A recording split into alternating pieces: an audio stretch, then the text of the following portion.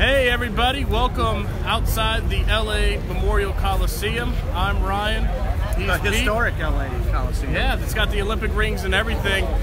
Yeah, we're both in short sleeves, Pete. I can do the Southern California thing. It's kind of nice. It's very nice. I haven't looked at the temperature, but it's got to be, what, 80 at least? I would say over 80, unscientifically. Now, the question to me is how nice will it feel to Packers players that have been practicing in 40-degree temps for a couple weeks now.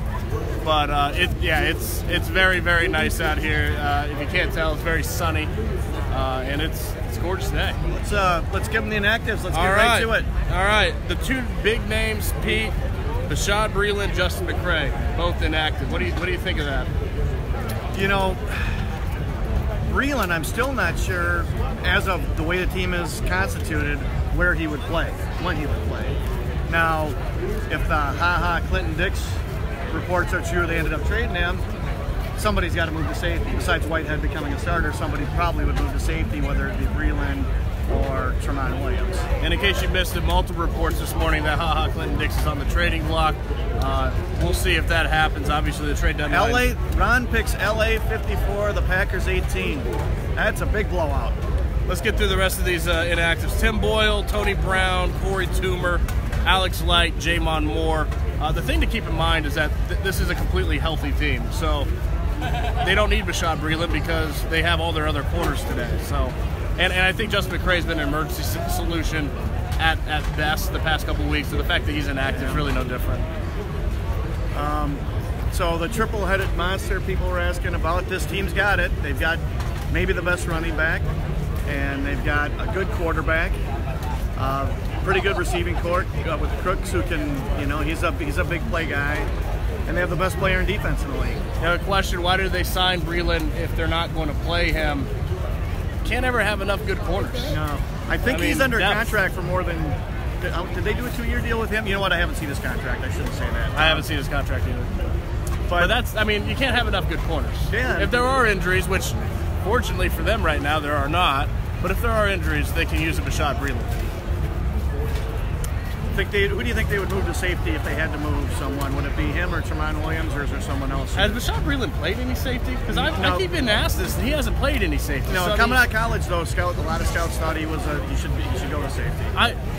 If they continue to be healthy, I think a move is feasible. But if they're not going to move a Bashaud Breeland to safety just to do it if they need him at corner. Corner's going to take precedence. Yes, Alexander is active today, which means he'll be in the starting lineup, I have to assume. He's their most talented corner, or their most explosive anyway. Trade Mike McCarthy now, they say.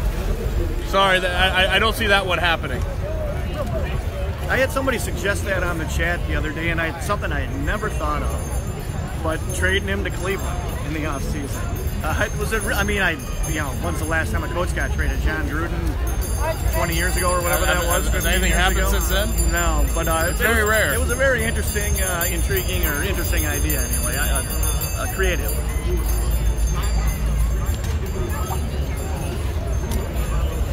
Yes, things went dark on us. I hope they didn't go dark on our viewers also. A little look outside the Coliseum here. What'd you do? I don't know. I can't even see the screen. This is live video at its finest. This is what you get. I think you should. Technical difficulties. Hey, we're back. How about that? So, what was your prediction today, Pete? 38-27 Rams. Biggest dog that Aaron Rodgers has ever been. 38-27.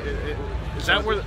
So I think that has the Rams covering that. It's a brutal spread. Our friend Rob Domofsky, I think, was the only person I've seen who picked the Packers to win this game. He did. He not just to cover, but to actually win. This has got backdoor cover written all over it. If you're a gambling person, don't bet on this one. This is scary. Well, they are coming off the bye, so I think that does give them a chance. It gives them a better chance. The Rams are due. Even the best of teams play a bad game. Rams are due for possibly a bad game. So can't say I'd be shocked if the Packers won, but I certainly would not bet my own money on it. Do they go to New Orleans next week? they go to New Orleans soon. So there is a little. I mean, the Rams are entering kind of a tough stretch as well, whereas also are the Packers. So maybe, I mean, I can't imagine they look over an Aaron Rodgers quarterback team. But my apologies here. Our screen has gone very dark, so it's hard to read your question. Sorry about that. Can you see it? If you can see it better, Ryan. Yeah, it's gone. It's very dark. It's really tough to read it. But anyway, keep them coming just in case we can catch a glimpse of it. So how do you stop a team that has the best running game, best running back in the league, and also a quarterback who can put the ball on the money?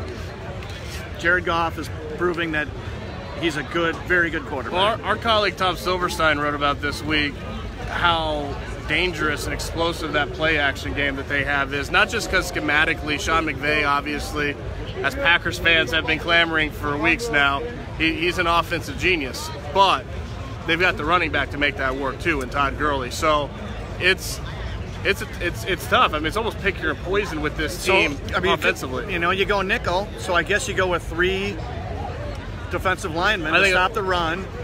Little sub base. Yeah, but you still got to go. You got to have 5 DBs out there. They've done that. They've done that defense a lot. That's a big thing. Yeah, it's one of their primary defenses. So I think you're going to see that all day. But it's also this has to be Aaron Jones' day, doesn't it? Because the best way to keep this Rams offense off the scoreboard is keep them off the field. Correct. Because I don't think defensively they're going to keep them. If this Packers defense is on the field all day, they're going to be giving up points. An interesting thing was and I'm sure I'll end up writing about this one way or the other after the game, but I was talking with a scout this week and asked him, and this guy used to be a coach, and asked him, an assistant coach, and asked him, what do you do when you're playing a team that's this explosive? How do you slow them down? He basically said, you spend most of your game planning and practice time on the red zone. Yards matter. I think his quote was, great quote, yards don't matter, points do. So every time you hold them to a field goal, it's a win. You know what's interesting about that, Pete? Mike Pettin said this week that while nothing's been as frustrating as the explosive plays, the Packers have given up 4 touchdown passes of at least 30 yards in 6 games. That's not good. Yeah. But the red zone issues he mentioned, unprompted, have been also very frustrating to him. Red zone breakdowns, red zone miscommunications. If you do that against this Rams offense, they'll kill you. So that's certainly an area that needs to get better as well. Another break the Packers are catching is Cooper Kupp is not playing, right? Or it was looking like he wasn't going to. I haven't seen the Rams in practice, but it did not look like he was going to. Judging by his practice report this week, it looked like he wasn't going to play. So that's a red zone threat, and that's a guy who puts the ball in the end zone. So that also works for the Packers. It is. He's one of the big playmakers. What did you say? What score did you pick? I picked 34-23. So you also picked the Rams to cover. And I feel, not to get all gambly on you, but I feel like this is like backdoor cover written all over it. I don't think it's going to be particularly close, but I could see it being, if the spread's 10.5, I could see it being a 17-point game. I'm not a gambler, so I take it backdoor cover means they score late in the game to make the final. Yeah. Backdoor cover means that if it's a 17-point game, the Rodgers engineers a late garbage time touchdown to pull it within 10, and they cover against the spread. Don't bet on this game. This is a scary one. Well, should we wrap it up, Ryan? Sorry, we cannot see the questions. Our apologies. There's nothing we can do about it. The screen went fairly dark and we just can't see it, so our apologies for that. Yeah, make sure you're checking PackersNews.com throughout the day. We've got full coverage here outside the LA Memorial Coliseum. It's a big game. I mean, we could talk about backdoor covers all day. It's a big one. If the Packers can somehow find a way to pull this one out, I hate to say it changes their season, but it's momentous. It would be very big. It'd be huge. What do you think they need to do in this 5-game stretch that we all know about? Great question. What do you think they need to do to stay pretty firmly in the playoff race? I'm going to say 2-3. That's what I say too. Even 1-4, like this, all week I've thought this. It kind of feels like we could see another 2016 type scenario again, where they get to the brink of being completely out of it, and then they might run the table. Because if you look at the final 5 games, the problem with 1-4 is then they max out at 9 wins. Does 9-6-1? I think it does. I think 9-6-1 does get you in the playoffs in the NFC. I think it gets the last wild card spot. They would have to win their last 5 games. They'd have to run the table, but the last 5 opponents are a combined 12-20. They could do that. It's a very soft schedule to close the season. It's very possible. So if they went 1-4, I don't know if they're totally out of it, but if they go 2-3 over this stretch, if they are able to, 1, beat the Miami Dolphins in 2 weeks, but then split against Minnesota and Seattle, or shock people and win in LA, or win next week in New England, it's big. I mean, if they were able to do something like that, it would be very momentous. We will learn a lot about this team today. We will, absolutely. All right, thanks for watching, folks. Really appreciate it.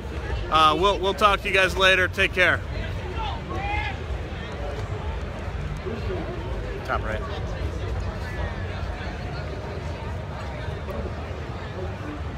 I can't see anything.